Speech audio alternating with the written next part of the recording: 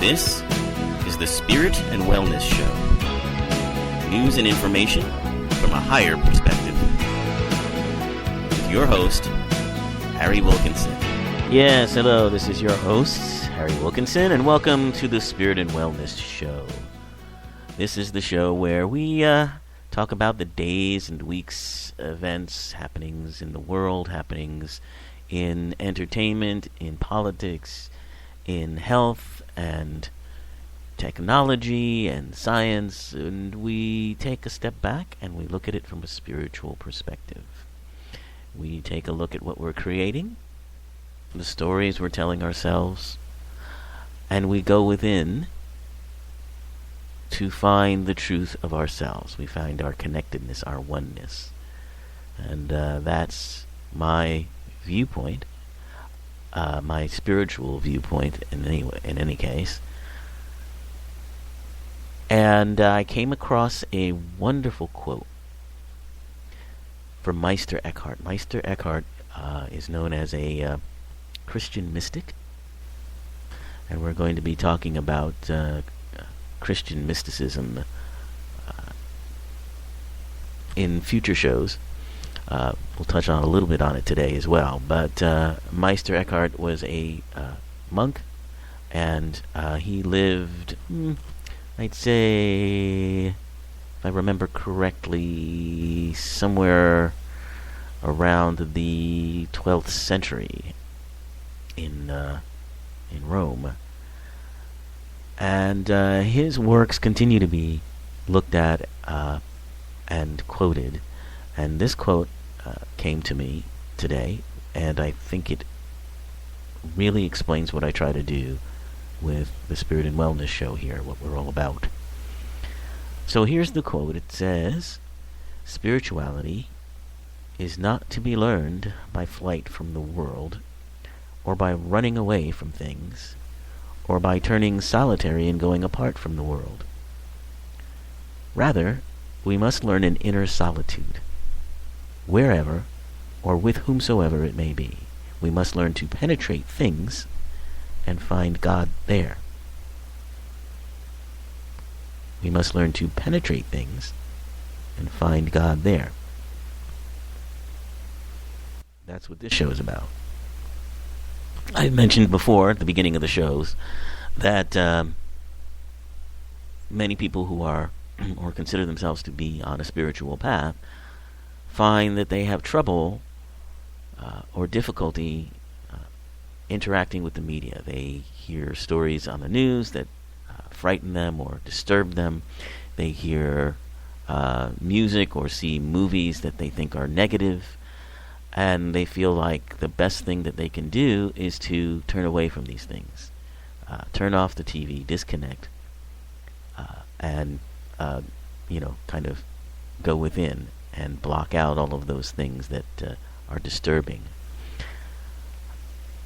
And while that may work for a while, it's not likely to yield consistent results as far as reaching a spiritual perspective on things, because unless you're willing to move to a mountaintop and not be engaged with the world, you're going to encounter these things. So rather than, as Eckhart is saying here, running away from things or turning solitary and going apart from the world, we take a look at these stories, we take a look at these button-pushing events, and we go within them, and we find God there. I know many of you don't like the G word. How about we find divine mind there? We find ourselves at our highest level there. Wonderful quote from Meister Eckhart. There's lots of them. Okay, I'll give you one more. I'll give you one more great quote from Meister Eckhart. And it says, "The eye through which I see God is the same eye through which God sees me. My eye and God's eye are one eye. one seeing, one knowing, one love. Again, there's that G word, so if you don't like that, you can substitute in your mind divine mind, or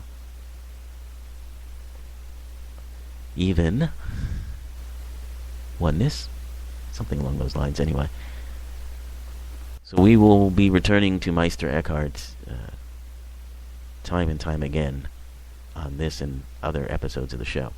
But for the rest of the show, we're going to be continuing our discussion about near-death experiences and some of the research that's been done, the scientific research that has been done on it by a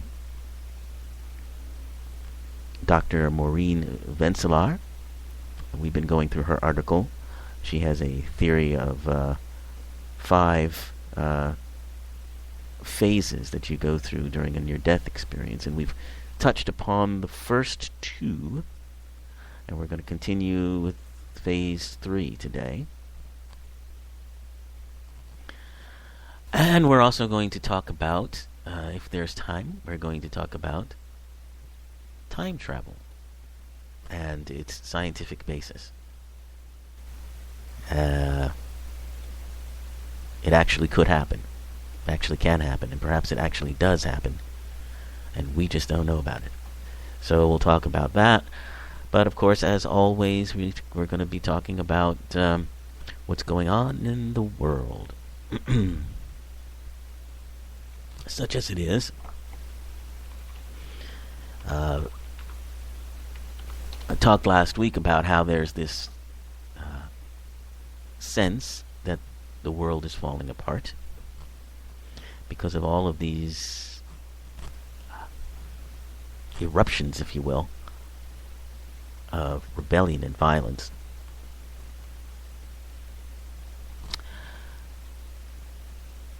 And attack and war. And I read a quote from President Obama about how these things are the beginnings, the birth pangs, if you will, of a new world, a new order. And, that phrase, New World Order, is very interesting because I have always looked at that. I have always thought about, ever since I was a kid, I always thought about the idea of a unity world, a world order, as something very inspiring, something very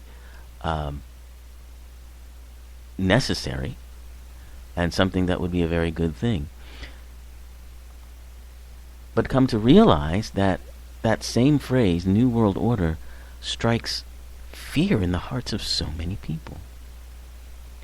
And I couldn't understand why until, I listened to people talk about it and what they are thinking about when they say this phrase, New World Order, is the idea that somehow their individuality is going to get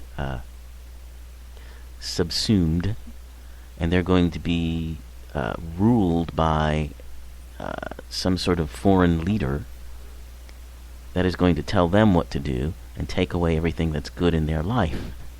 And I just realized how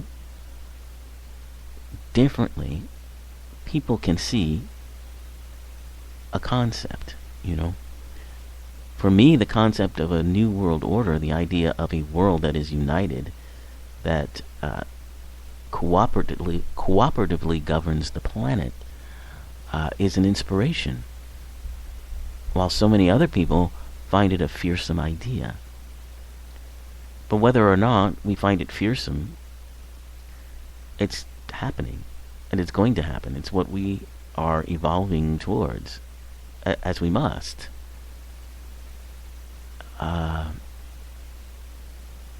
And the resistance to it, I think the resistance comes out of fear. It comes out of a fear of losing one's self, but it's not even one's self. At the, best level, it's a fear people have of losing. It's an ego. It's a fear of losing the ego. That's what it is. Losing the things that you think make you great. Losing the things that you want, or losing, your preferences about things. Those things that you have come to desire, to chase after. All of those things. It's a fear of losing that, which is not the same as losing your individuality, losing who you are. But to a degree, it is, because your ego defines certain aspects of who you are. And if all you think you are is your ego, is those defined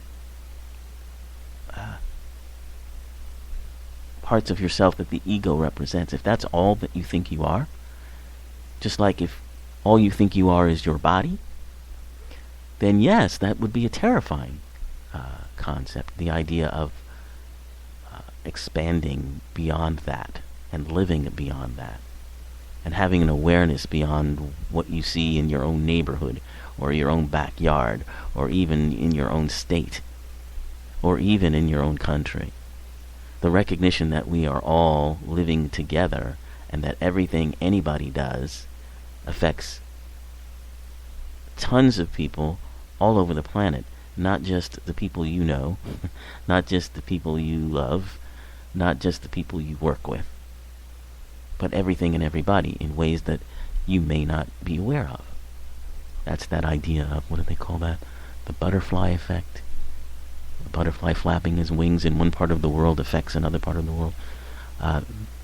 That's what we're talking about here. That's the understanding, the recognition that this is who and what we really are. And that's terrifying to the ego, because the ego thrives on being separate. The ego thrives on being separate and unique. And if I can't say that,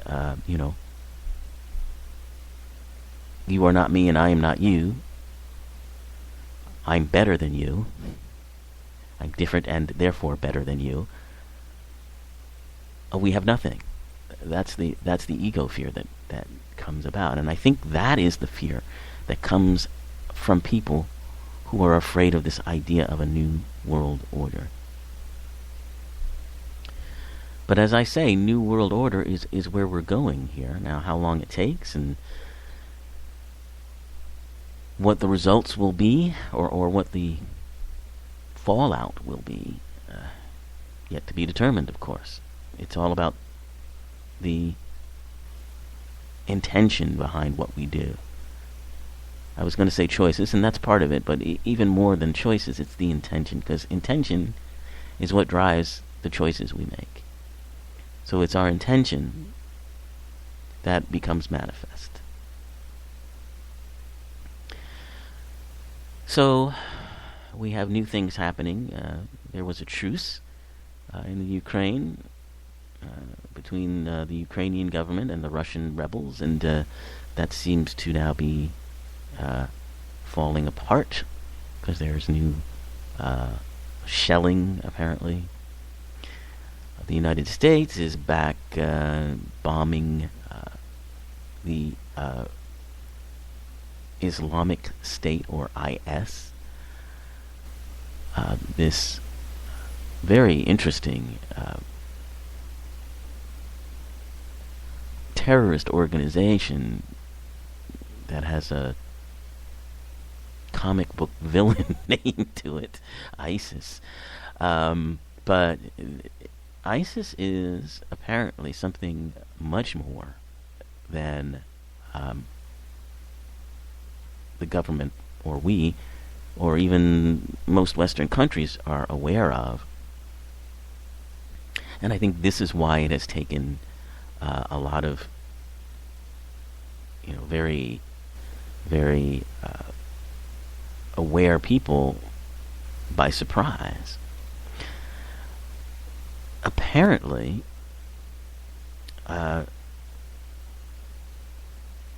the Islamic State militants are also having trouble with Russia. There's a whole interconnectedness with Syria and Russia and Chechnyan rebels that are Muslim. And you may remember back 2 years or so ago when the bombing at the Boston Marathon took place. Well, those young men involved in that were involved in the Chechen underground, if you will, which are Muslims. And so they now have challenged, they meaning ISIS, have challenged Vladimir Putin in a video saying that they found apparently jets that the Russians used in Syria, and they are sort of threatening Putin that they're going to send these back with a vengeance. And we will liberate Chechnya and the entire Caucasus, God willing, says the militants. The Islamic State is and will be, and it is expanding, God willing. Your throne has already teetered, and it is under threat and will fall when we come to you, because Allah is truly on our side. So, here we have again the example, the tyranny of religious belief.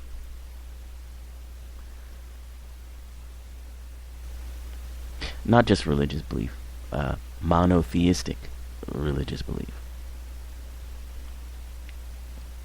The idea that really is born of the more modern religions, that certainly the desert religions. By the desert religions, I mean Islam, Christianity, and Judaism. They all were born from the desert, if you will. And the concept of the one God that exists, and the only right way to get to that God. And when that's the basis of your belief, then what eventually occurs is, the acceptance of or belief in separation, and ultimately conflict. So this is definitely a theme to continue on with in this show, and as we talk about Christian mysticism, and we're going to talk about other kinds of mysticism too in future shows, we're going to be looking at this concept of the tyranny of monotheism. I know it's very heavy stuff, but I'll try to keep it as light as possible. But that's my take on it. And now let's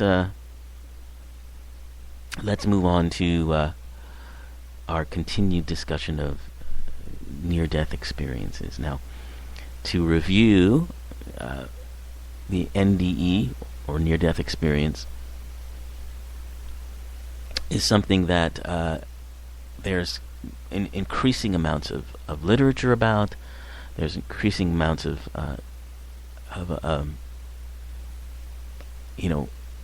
eyewitness or anecdotal evidence about. It usually happens after a something traumatic. It usually happens during unconsciousness. And some of the known features are out-of-body experiences, traveling through a tunnel and seeing a light. And we talked about those in our discussion of Ms. Venselar's theory of 5 phases in the new NDE. So what she's doing here is trying to find a middle way between the two dominant concepts or viewpoints on near-death experiences. The one viewpoint is that it's a neurological phenomena, and that it all happens because of things that are going on in the brain. as the brain begins to shut down, it causes hallucinations, and the lack of oxygen or stress caused by electric stimuli create these illusions within the brain. But that's all that they are. That's the neurological phenomena perspective. The supernatural phenomena perspective, of course, defines it as contact with an unknown world or reality, and the brain is thought to be receiving from a endless cosmic consciousness. So when people are going through a near-death experience, they are connected with cosmic consciousness.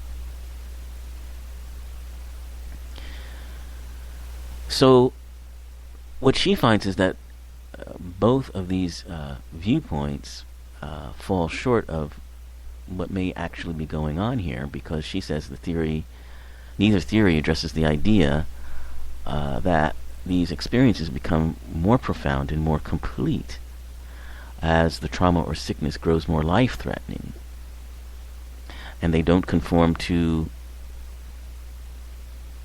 the opinions of experts on the subject. Or does it take a look at the phases? So she has developed this theory of the 5 phases and looks at what might be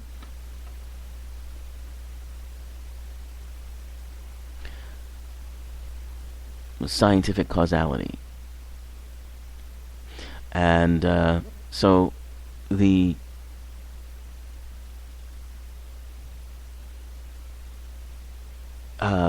features that she lists here include, and these we touched on last week and the week before, vibrations and small explosions occurring deep in the physical body before the out-of-body experience starts. The experience of a ghostly body of energy that seems to be a copy of the physical body but with no change in personality. Seeing the moon, stars, Milky Way, and other heavenly bodies during distant out-of-body travels. A sensation of becoming as small as a grain of sand, or vice versa, feeling an expansion when re-entering the physical body. Indications of traveling faster than light, feeling the strong attraction of a huge magnet-like force, seeing 2 tornado shapes of energy appearing as an immense hourglass, seeing a blue-green beam of light or a red-pink beam of light, or both, each representing an outcome the person can sometimes choose between. The crucial role of the NDE person's thoughts and the likelihood of forgetting whatever higher wisdom may have been experienced. So we talked about phase 1, which she calls the separation, and that's when the out-of-body experience begins. And the idea was that as cells begin to die, they release light energy, and a lot of this light energy released at the same time can actually create a replica of the physical body. And that is the beginning of the body that can travel in space-time. The second phase she calls the journey through the tunnel, and in this she talks about the possibility that tiny black holes or wormholes come into existence as a result of the release of so much energy from the body, and that this is what creates the tunnel. And she has scientific research to back this up, including scientists at CERN, a European Organization for Nuclear Research, and physicists like Gunther Nimtz is one that she quotes. So now we're going to talk about her phase 3, which is final destination, the light. So the experience is that people report slowing down as they reach the beautiful light at the edge of the heavenly world. They also experience a border that they realize cannot be crossed. Only the truly dead cross that border and enter the eternal world of light. near the light, NDE people report having a life review and sometimes a life prospect, how their future might unfold.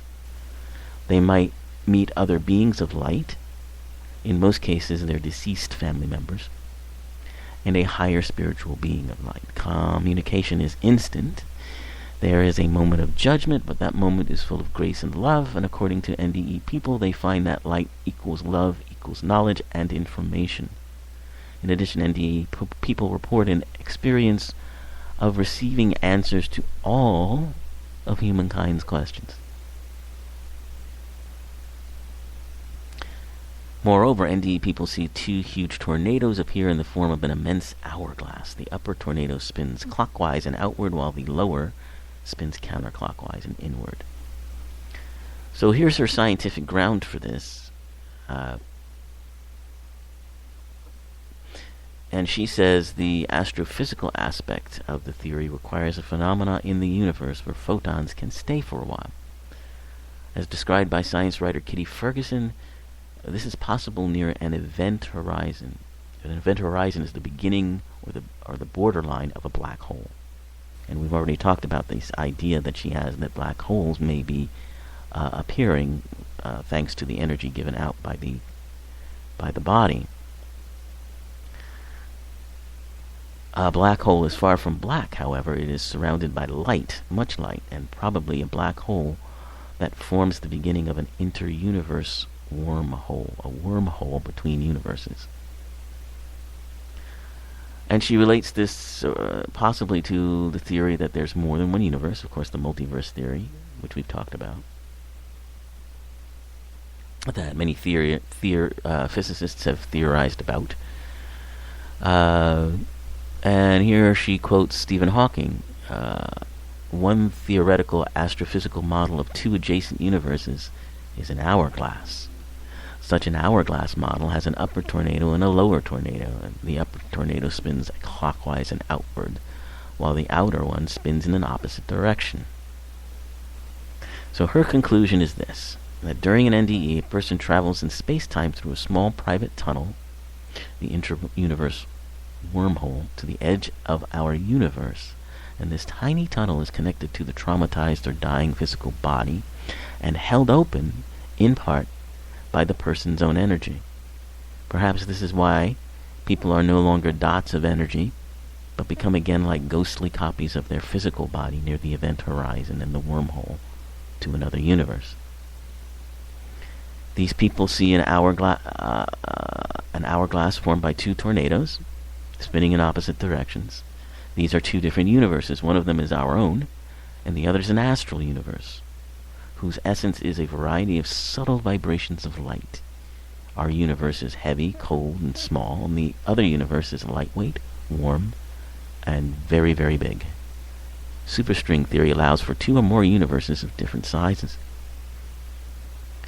In the center, at the edges where both universes meet, there's another wormhole that is different from our private black hole and tunnel through space-time. It is the beginning of an inter-universe wormhole or door to another astral universe. An entrance very likely not private but common. On the event horizon at the border of the inter-universe wormhole, NDE people are stopped. They don't cross the border and enter the common inter-universe wormhole to heaven. As NDE people report, they are still stuck to their physical body by an endless string of very elastic energy. This, she speculates, is probably a tiny intra-universe wormhole. The event horizon is surrounded by light, and it's in this light that the NDE people meet deceased loved ones, possibly composed of indestructible photon bodies. Communication is exchanged, and then you can have the life review and all of those things. All information is available here before it disappears behind a mist of fog, stardust, or light near the black hole and wormhole to this other heavenly universe. So that is her theory, cautious theory, on the final destination. And we are almost out of time, so quickly I want to talk about time travel and its possibility, and we'll get back to it more in depth next week. But basically, physics says that it can happen. There have been debates about it because traditional or general relativity physics requires that there be what is called a closed time-like curve, a CTC, in order for the being to travel back in time. And the idea was that, this traveling back in time would set up paradoxes that would basically unravel the fabric of the universe. It's called the grandfather paradox. What if you went back in time and killed your grandfather? Would you still be alive? And quantum physics, by its very nature, has an answer to that. And that answer is what we're going to get to next week, I'm afraid. But till then, please have a wonderful week. Keep in meditation or prayer or just deep thought, whatever it is that you do. And do not turn away, but look within. Have a great week.